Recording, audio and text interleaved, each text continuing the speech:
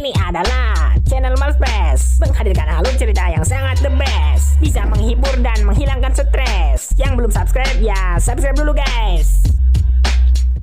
Setelah kejadian penyerangan makhluk Pokler, anak-anak tampak ketakutan dan Mother berusaha menenangkan mereka semua. Mother tetap sabar meskipun anak-anak terlihat judes kepadanya. Hunter sebagai anak paling tua menyarankan pada Mother agar mereka semua pindah ke wilayah tropis karena pastinya di sana lebih aman dan lebih hangat. Mother setuju akan hal itu, tetapi mereka semua harus menunggu dulu sampai Tempest melahirkan bayinya. Anak-anak yang lain terlihat cukup terkejut karena baru mengetahui kalau Tempest tengah mengandung. Pada keesokan harinya, terlihat anak-anak sedang membantu pekerjaan Father. Di sela-sela pekerjaan, lagi-lagi Hunter berusaha menghasut Kampion. Diketahui, Mother selalu melarang anak-anak untuk pergi keluar pemukiman, dikarenakan katanya ada bahaya mengancam di luar sana. Tapi menurut Hunter itu adalah bohong. Di situ Kampion merasa Hunter ada benarnya, karena ia juga sempat dibohongi. Mother dan Father mengatakan di lubang banyak ular padahal tidak ada sama sekali dan itu hanya untuk menjauhkan anak-anak dari tempat tersebut. Lagi pula sepanjang hidupnya di sini, Kampion tidak pernah melihat ada hewan buas yang bernama Pokler. Siang harinya saat Mother, Father, dan anak-anak sedang makan siang, Hunter dan Tempest malah bertengkar karena Hunter membahas tentang kehamilan Tempest. Di saat Mother berusaha melerai, tiba-tiba saja Tempest batuk berdarah. Melihat itu Mother pun segera membawa Tempest pergi ke camp. Kampion sangat terkejut karena itu adalah gejala yang mirip dengan yang dialami saudara-saudaranya dulu. Sekarang Kampion pun mulai percaya bahwa mungkin saja benar Mother lah penyebab saudara-saudaranya meninggal. Saat malam tiba, anak yang paling kecil bernama Vita juga tampak batuk-batuk. Kampion semakin tidak tahan. Ia langsung berbicara kepada Father, mengatakan bahwa mereka harus menghentikan Mother sekarang. Karena Kampion sangat yakin Mother lah penyebab sakitnya anak-anak. Tetapi Father meyakinkan Kampion kalau penyakit itu tidak ada hubungannya sama sekali dengan Mother. Father sangat meyakini itu. Karena Father tidak mau diajak kerja sama, Kampion pun menjadi kesal. Sampai-sampai mengatakan bahwa tidak ada gunanya berbicara dengan Father. Tapi Father tidak terlalu menganggap serius perkataan Kampion barusan. Setelah itu Father pun pergi menemui Mother yang ternyata dia juga merasakan hal yang sama dengan Kampion. "Bagaimana jika aku memang tanpa sengaja membuat anak-anak sakit selama ini, Father?" tanya Mother. Di situ Father tentu saja membantah hal itu. Namun meski begitu Mother tetap mewanti-wanti. Jikalau itu memang terbukti benar, Mother ingin agar Father nanti menghancurkannya demi kebaikan anak-anak. Scene flashback 10 tahun yang lalu diperlihatkan. Di bahtera umat Mitrek yang sedang dalam perjalanan menuju planet Kepler 22b. Meskipun semua awak bahtera tubuhnya berhibernasi di dalam kapsul, tetapi pikiran mereka tetap sadar dan berada di dalam dunia simulasi. Mereka semua masih tetap bisa berkomunikasi satu sama lain. Caleb dan Mary awalnya tidak begitu akrab dengan Paul karena diketahui orang tua asli Paul memang sangat jarang berbicara dengan Paul. Tetapi seiring berjalannya waktu, Caleb dan Mary akhirnya bisa sangat dekat dengan Paul. Paul nampaknya jadi lebih bahagia dengan orang tua palsunya yang sudah menganggap Paul seperti benar-benar anak kandung. Flashback selesai. Di masa sekarang saat Caleb terbangun dari pingsannya, sudah ada Mary di sampingnya. Yang pertama kali Caleb tanyakan adalah di mana Paul. Mary lalu menceritakan semuanya. Dimulai dari bahtera mereka yang hancur dan juga beberapa anak termasuk Paul yang telah diculik oleh sebuah android necromancer. Beberapa saat kemudian terlihat giliran Caleb yang bercerita kepada pemimpin mereka yang bernama Pak Toto. Caleb menceritakan tentang android necro bernama Mother yang telah menghancurkan bahtera. Android tersebut memiliki anak-anak asuh, tetapi hanya satu yang masih hidup yaitu Kampion.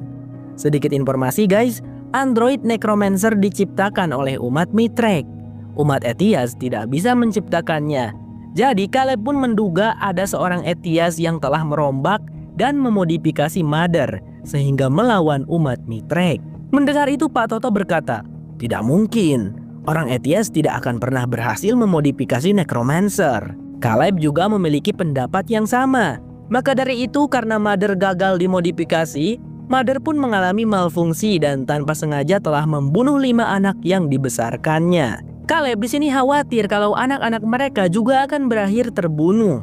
Jadi ia menyarankan Pak Toto memberikan perintah untuk melakukan misi penyelamatan anak-anak. Tetapi Pak Toto tidak bisa memberikan perintah itu. Sekarang pun ia tidak tahu apakah mereka bisa bertahan hidup atau tidak. Tidak ada makanan dan tidak ada air. Jika misalnya berhasil menyelamatkan anak-anak pun, anak-anak akan mati kelaparan dan kehausan bersama mereka. Jadi untuk sekarang misi utama mereka adalah menemukan makanan dan air terlebih dahulu, baru deh mencari anak-anak. Beberapa saat kemudian, salah satu anak buahnya Pak Toto berhasil menemukan tangki susu segar yang selamat dari kecelakaan Bahtera. Semua orang pun bersorak senang dan bersyukur pada Dewa Sol karena bisa menemukan solusi untuk air minum. Seorang prajurit Mitrek yang bernama Lucius memberikan segelas susu untuk Caleb karena ia menghormati Caleb yang merupakan seorang kapten di masa perang. Maksudnya itu Markus ya guys, bukan Calebnya. Tapi kan si Lucius kagak tahu kalau yang di hadapannya itu adalah Caleb bukan Markus. Lucius di situ bertanya apakah Caleb sudah memaafkan mendiang ayahnya yang bernama Malleus. Ditanya seperti itu, Caleb agak bingung. Emangnya Malleus salah apa ya kepada si Markus? Tentu saja, bukankah itu yang diajarkan Dewa Sol kepada kita? Jawab Caleb. Lucius pun tersenyum. Setelah itu Caleb mengajak Lucius untuk menyelidiki retakan di dekat reruntuhan Bahtera. Terowongannya cukup dalam dan Caleb tidak bisa menelusurinya terlalu jauh karena cukup menakutkan. Lalu tiba-tiba saja terdengar suara teriakan khas Necromancer. Di situ Caleb dengan gercep menyuruh semua orang untuk masuk berlindung ke dalam terowongan.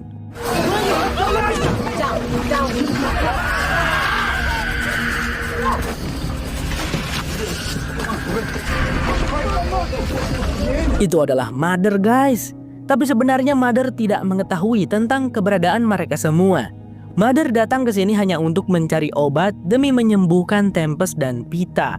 Dan untungnya Mother berhasil menemukan obat-obatan yang masih dalam kondisi bagus. Tetapi orang-orang Mitrek tidak tahu akan hal itu. Sehingga Pak Toto mengutus salah satu androidnya untuk keluar dari tempat persembunyian dan mengalihkan perhatian si Mother.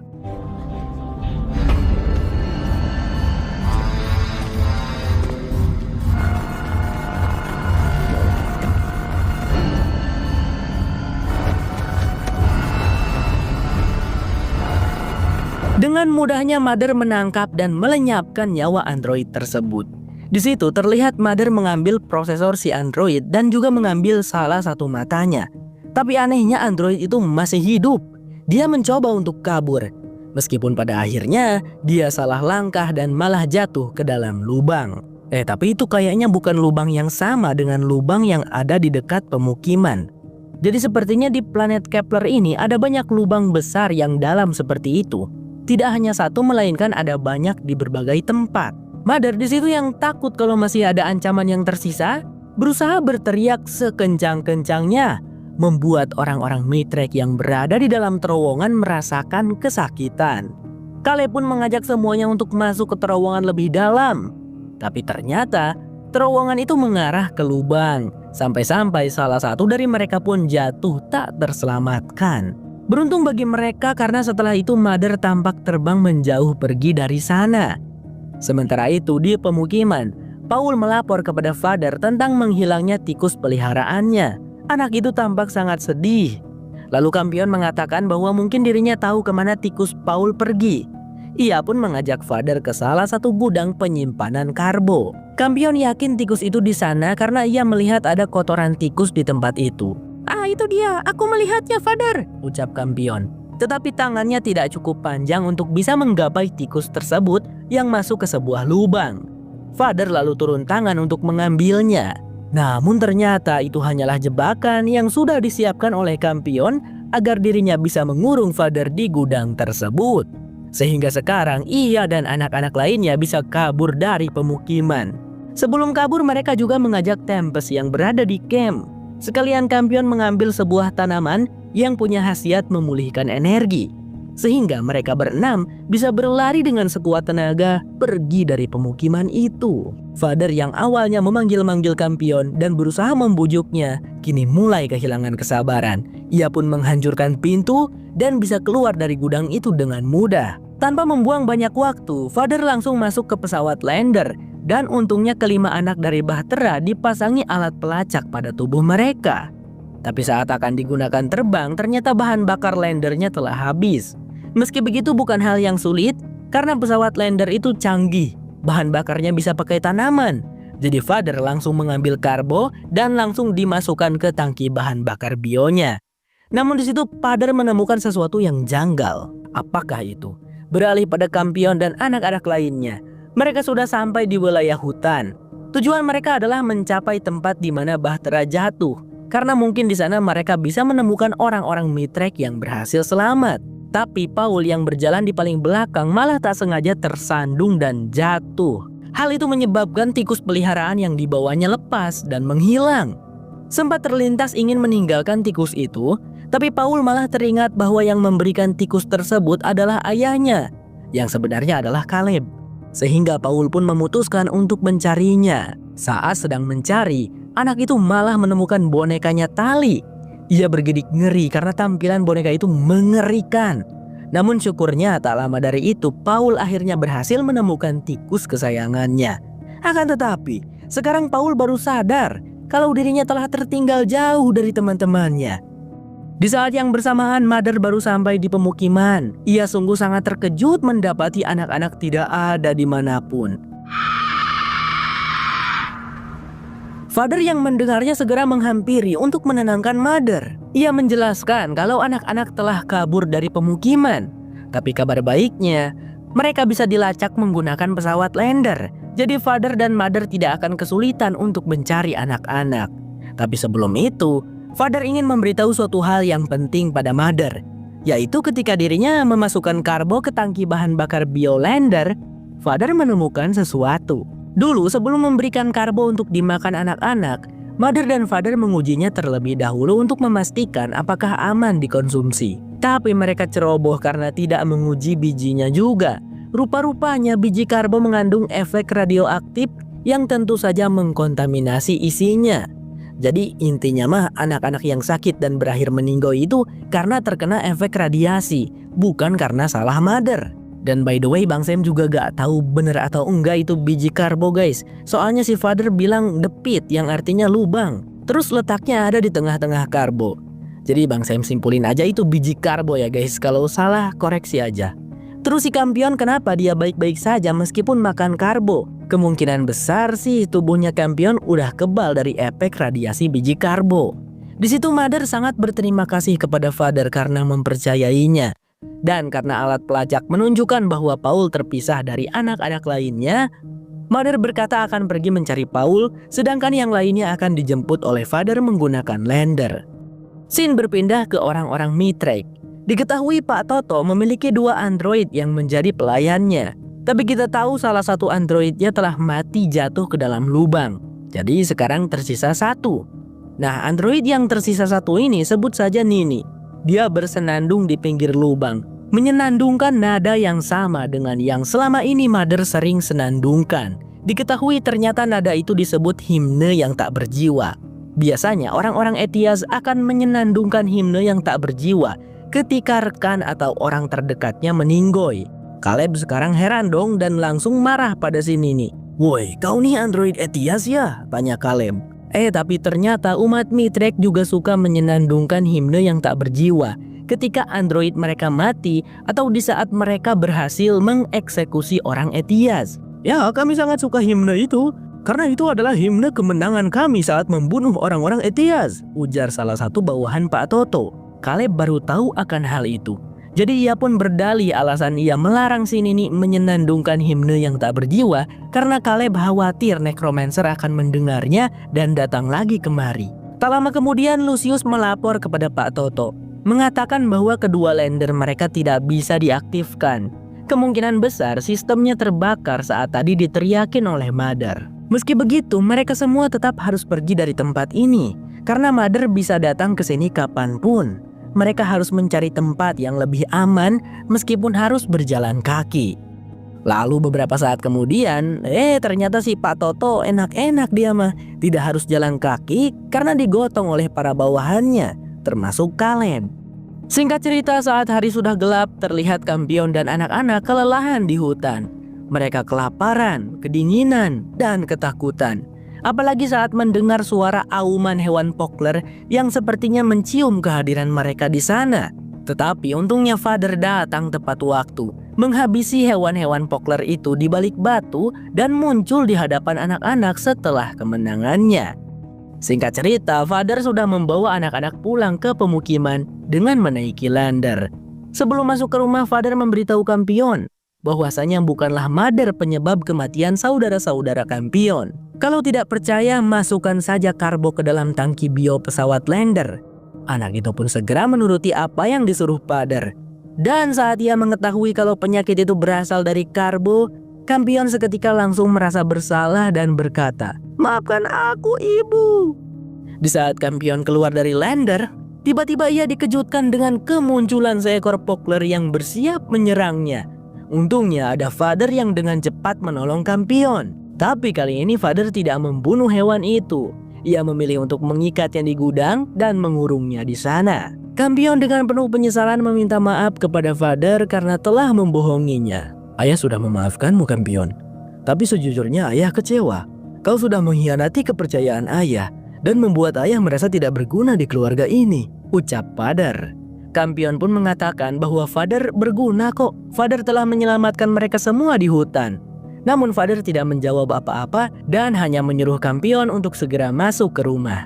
Sementara itu, Mother di hutan masih berusaha mencari-cari dan memanggil-manggil Paul. Paul juga sama. Ia sedang berusaha mencari teman-temannya yang lain. Dan tiba-tiba saja Paul melihat seorang anak kecil di kejauhan. Ia mengira itu adalah Vita, jadi Paul pun mengikutinya.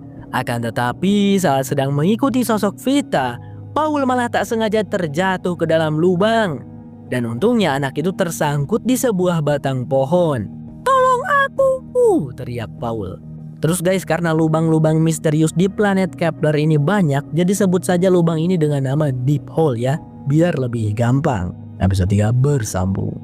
Melanjutkan episode sebelumnya, Paul yang terjebak di atas batang pohon Deep Hole berusaha menggapai sang tikus peliharaan yang berada di dalam tasnya. Akan tetapi, batang pohon tempatnya bersandar malah bergeser. Paul pun terpeleset dan jatuh ke bawah. Untungnya seperti biasa, Mother datang tepat waktu untuk menolong Paul, sehingga Paul tidak jadi jatuh ke dalam lubang yang dalam itu. Scene berganti memperlihatkan rombongan umat Mitrek yang kini berada di wilayah gurun pasir. Dan di sana secara mengejutkan mereka menemukan sebuah batu raksasa berukuran besar yang memiliki garis simetris. Seorang pendeta Mitrek bernama Bunana mengamatinya dan menemukan fakta bahwa batu tersebut memiliki 5 sudut, yang mana itu sudah tertulis di dalam kitab Mitrek. Ia pun menduga kalau batu ini adalah tempat Sol menyembunyikan jawaban misteri Mitrek. Selain itu, batu tersebut ternyata mengeluarkan hawa yang hangat, membuat mereka semakin yakin ada kekuatan Dewa Sol di dalam batu itu. Di pemukiman, terlihat Mother baru saja meletakkan Paul yang tertidur di ranjang anak-anak. Ada Kampion di sana yang tampak menyesal dan meminta maaf kepada Mother karena telah membuat semuanya dalam bahaya. Beberapa saat kemudian, Kampion melihat Father sedang membuat senjata yang tajam. Kata Father, senjata itu akan digunakan untuk membunuh Pokler yang kemarin berhasil ditangkap. Nanti dagingnya bisa dimasak dan dimakan oleh anak-anak. Namun di situ Kampion tidak setuju.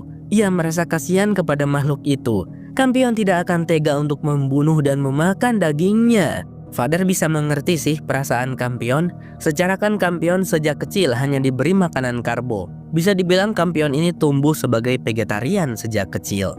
Father pun di situ setuju saat Kampion mengajaknya untuk mencari makanan lain di sekitar wilayah pemukiman mereka. Di saat yang sama di dalam camp, Mother tampak sedang membuat pisau bedah yang ia buat dari lelehan medali kalung Mitrek anak-anak. Lalu ternyata pisau bedah itu digunakan oleh Mother untuk melepaskan alat pelacak yang tertanam di dalam kaki anak-anak Bahtera. Setelah berhasil melepas alat pelacak Tempest, Mother juga pergi menemui anak-anak yang lain. Dan sebelum melepaskannya, Mother membuat anak-anak tidur terlebih dahulu. Itu adalah salah satu kekuatan tersembunyi Mother yang mampu menghipnotis, membuat siapapun yang dibisikinya untuk tertidur. Singkat cerita, setelah berhasil melepaskan seluruh alat pelacak yang tertanam di tubuh anak-anak, Mother pun pergi terbang ke tempat yang cukup jauh. Lalu ia membuang alat pelacaknya di sana. Hal itu Mother lakukan untuk menghindari kemungkinan buruk ada orang-orang Mitrek yang selamat dan berusaha merebut anak-anak Bahtera dari Mother. Kembali ke rombongan umat Mitrek. Pak Toto yang telah mengutus androidnya untuk mengamati seluruh permukaan batu raksasa mendapatkan hasil yang mengecewakan. Karena ternyata batu raksasa itu tidak memiliki akses sama sekali. Kalau begitu kita ledakan saja, ujar Pak Toto. Tetapi Bu Nana melarang hal itu, dikarenakan kemungkinan akan merusak isi dari batu raksasa tersebut. Mendengar hal itu, Pak Toto lantas memerintahkan Caleb dan prajurit Mitrek lainnya untuk mencoba membuka batu raksasa itu. Meskipun ya sepertinya itu adalah usaha yang sia-sia. Sementara Caleb dan kawan-kawan sedang berjuang, Pak Toto meminta Mary untuk memeriksa tangannya. Tapi di situ Pak Toto sebenarnya heran. Kok bisa Mary memiliki kemampuan medis? Padahal sewaktu di bumi, Mary alias Sue tidak punya ilmu sedikit pun tentang kedokteran. Sekarang semua orang bergantung kepada Mary. Jikalau Mary tidak ada, entah bagaimana nasib mereka. Aku mempelajari ilmu kedokteran saat berada di simulasi, jawab Mary. Di situ Mary mencoba membujuk Pak Toto agar mau memerintahkan pasukannya menyelamatkan anak-anak sekarang juga. Dikarenakan Mary merasa sangat khawatir pada anaknya yaitu Paul. Tapi bukannya menjawab permintaan Mary, Pak Toto malah berceramah dan mengatakan, "Matahari terbenam, malam gelap itu berjaya di kamarmu. Kami berdoa kepada Dewa Sol, cahaya penyelamat, agar membimbing kami melalui kesuraman." Mendengar hal itu, Mary terdiam karena ia tidak tahu itu kata-kata dari mana. "Apakah dari kitab Mitrek?" tanya Mary. Ia minta maaf dan beralasan kalau dirinya jarang membaca kitab. "Ya, itu dari kitab Mitrek," jawab Pak Toto. Berpindah lagi pada Father dan Campion. Setelah cukup lama berjuang mencari sesuatu yang bisa dimakan, akhirnya Campion berhasil menemukan pohon yang ada buahnya. Father pun mengetes buah tersebut, dan hasilnya adalah buah itu bisa dicerna. Komposisi kimianya menguntungkan untuk tubuh manusia dan memiliki nilai kalori. Tapi tetap saja harus diuji dulu pada tangki bio pesawat lander. Mereka harus belajar dari kesalahan sebelumnya. Dan singkat cerita, saat diuji ternyata buah tersebut mengandung senyawa hidrosianida yang tentu saja beracun jika dimakan. Campion nampak kesal, padahal tadi ia sudah sangat senang. Anak itu lalu pergi dari sana. Beberapa saat kemudian, Campion mendekati gudang tempat di mana hewan Pokler dikurung. Anak itu dengan bodohnya berniat untuk melepaskan hewan tersebut. Untungnya keburu ketahuan oleh Father yang segera menyuruh Campion untuk membunuh si Pokler. Karena jika Campion ingin bertahan hidup, maka Campion harus belajar caranya berburu dan membunuh seekor hewan untuk dimakan. Tentu saja Campion menolaknya. Maka dari itu Father pun memanggil anak-anak lainnya dan mulai berpidato bahwa tidak selamanya Mother dan Father akan ada untuk melindungi mereka semua. Di saat Mother dan Father sudah tiada, maka Father ingin para anak-anak itu untuk bisa bertahan hidup. Dimulai dari langkah kecil sekarang. Siapapun dari mereka harus bisa membunuh hewan Pokler di dalam gudang jika mereka ingin makan. Kemudian salah satu anak bernama Holly melangkah maju memberanikan diri karena memang ya sekarang mereka lapar. Karbo tidak bisa dimakan sebab beracun. "Please jangan, kasihan hewan itu," ujar Campion. "Ya lu mah enak bisa makan karbo Cil. Lah kami makan apa?" ucap Holly. Setelah itu melangkahlah Holly masuk ke dalam gudang dan menusukkan tongkat tajam ke tubuh si Pokler. Hewan itu terdengar meringis kesakitan, tapi dia belum mati. Holly harus menusuknya berulang kali agar si Pokler itu benar-benar mati. Namun bukannya melakukannya, Holly dan anak-anak lainnya malah kabur dari sana karena takut dan tidak sanggup melihat penderitaan hewan tersebut. Father di situ hanya bisa berdecak kesal. Tapi ia tetap teguh pada keputusannya untuk membiarkan anak-anak yang melakukannya. Scene berpindah ke sisi rombongan Mitrek, di mana terlihat mereka semua sedang tertidur di samping batu raksasa agar mereka tidak kedinginan. Lalu tiba-tiba saja Caleb merasakan telinganya berdengung dan sakit. Tentu saja ia mengerang kesakitan sampai membangunkan semua orang. Pak Toto yang melihat itu langsung mengatakan bahwa mungkin pikiran Caleb telah terinfeksi oleh necromancer dan Caleb harus segera dibunuh. Mary yang mencoba menghentikan Pak Toto pun ditahan oleh beberapa orang. Tapi untungnya saat Pak Toto sedang merapalkan ayat kitab Mithrek, Lucius menemukan sesuatu di telinga Caleb, yaitu sebuah wig telinga. Setelah wig telinga itu dicabut, Caleb pun bisa kembali normal lagi. Wig telinga ini mungkin semacam senjata untuk melumpuhkan seseorang, guys.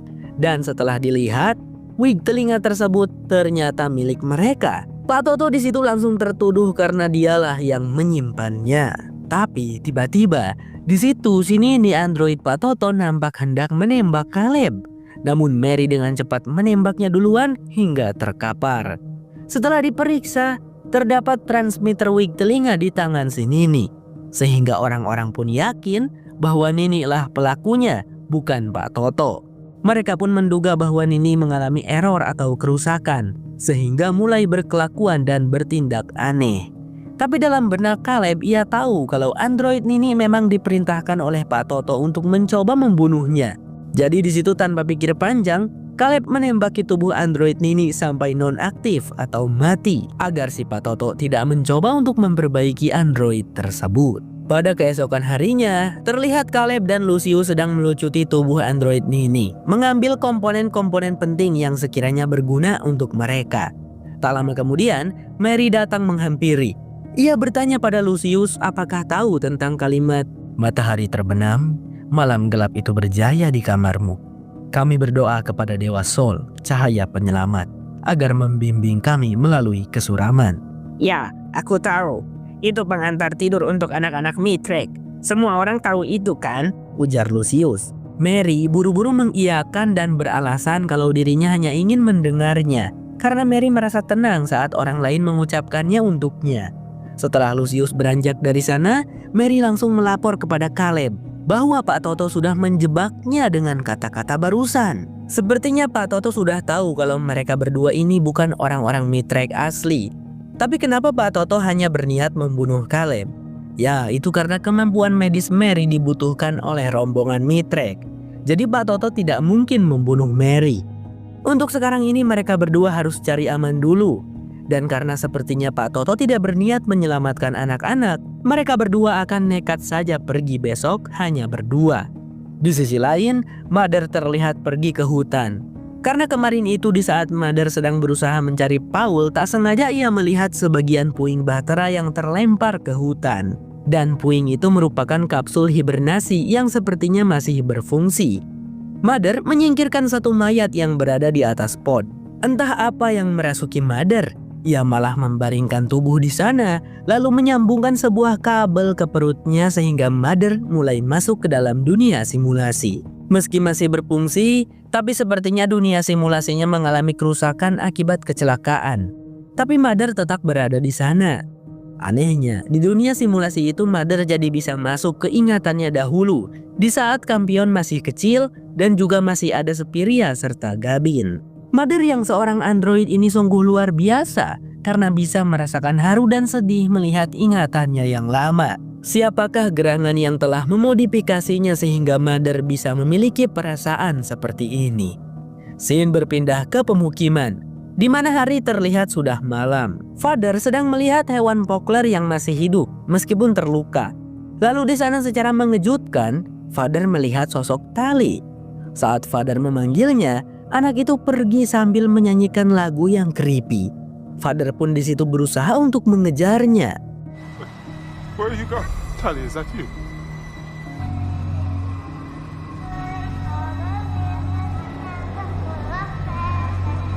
Waduh, apa itu guys? Nggak mungkin beneran Tali kan? Masa ada hantu di planet Kepler 22b? Di saat yang sama di camp, Tempest sudah tidak tahan lagi menahan rasa lapar. Ia lantas mengambil pisau bedah Mother lalu pergi ke gudang tempat si Pokler dikurung. Gadis itu dengan memberanikan diri membunuh si Pokler menggunakan pisau bedah Mother. Tapi anehnya, si Tempest ini bukannya dimasak dulu malah langsung dimakan mentah-mentah daging Poklernya. Ditambah lagi dia malah makan jeroan perut si Pokler yang tanpa diduga saat digigit ternyata itu adalah